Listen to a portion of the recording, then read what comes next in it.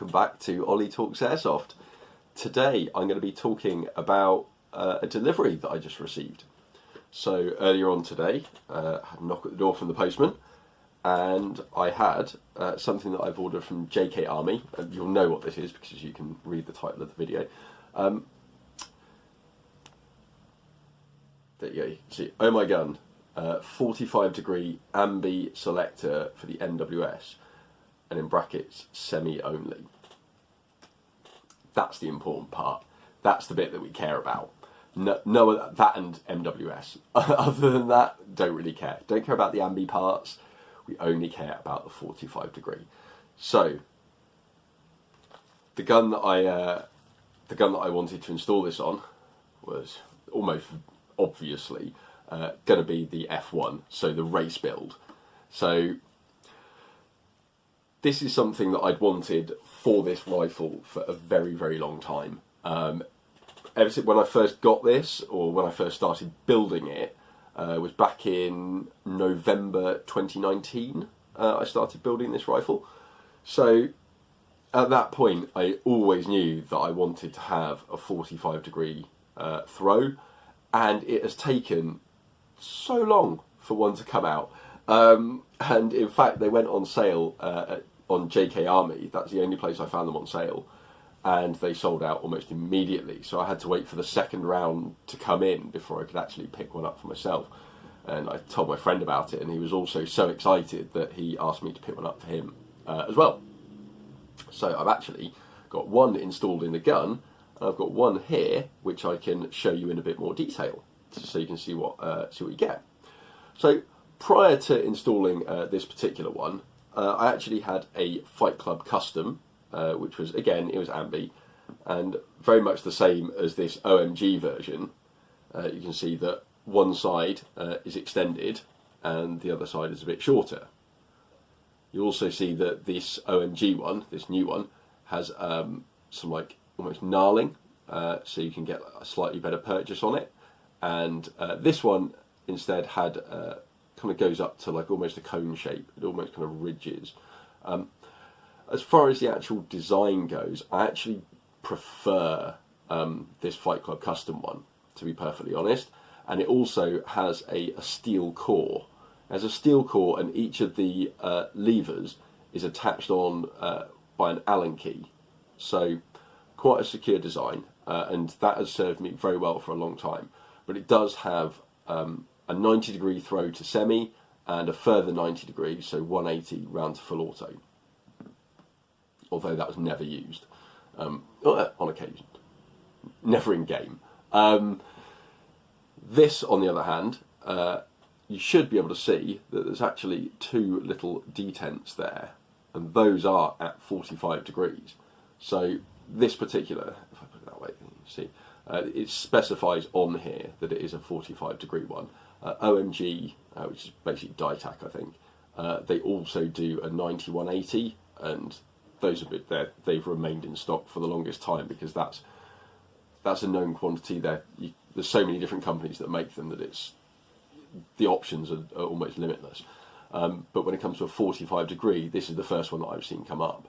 I do know that Revanchist did a 60 degree, but having used one of their products before and found it to be awful, I just, that's it, once bitten.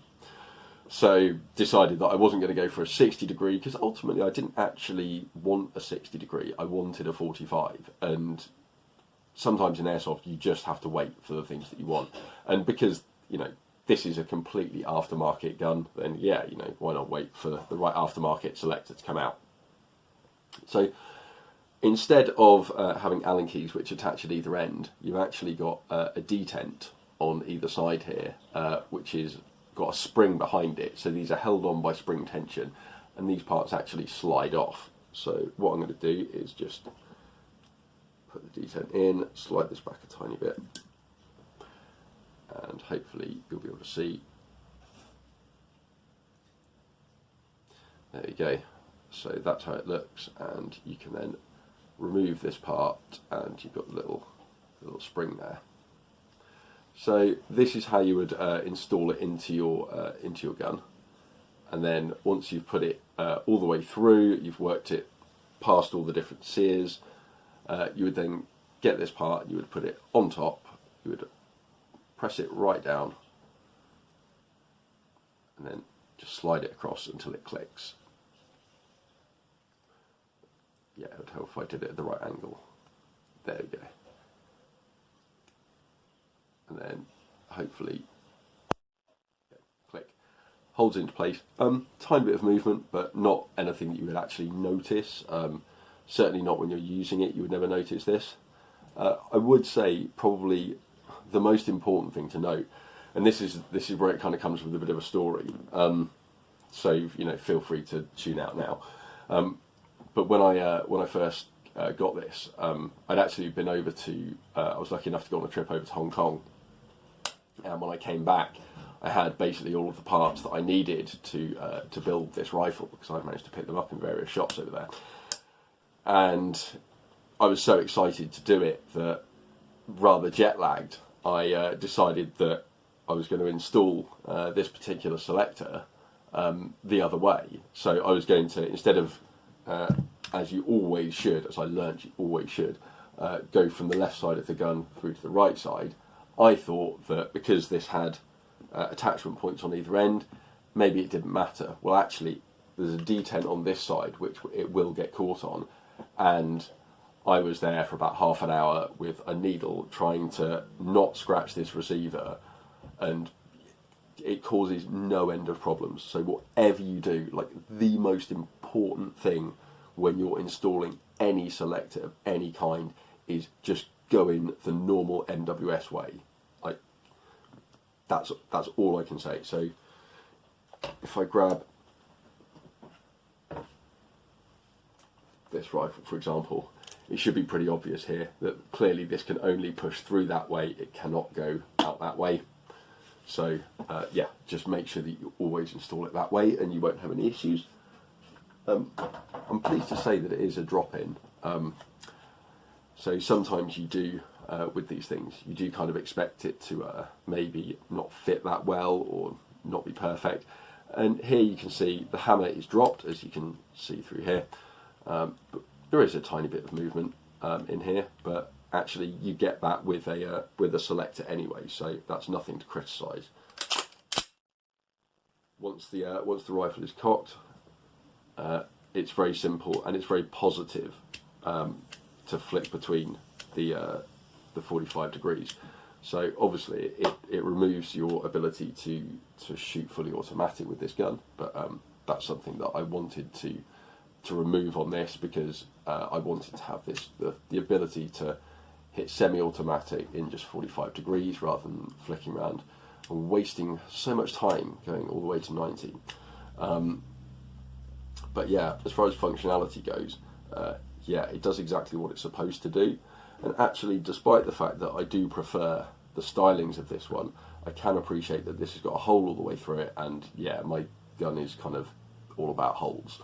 So, so I think that probably the last thing to do is I'll just show you like some of the functionality.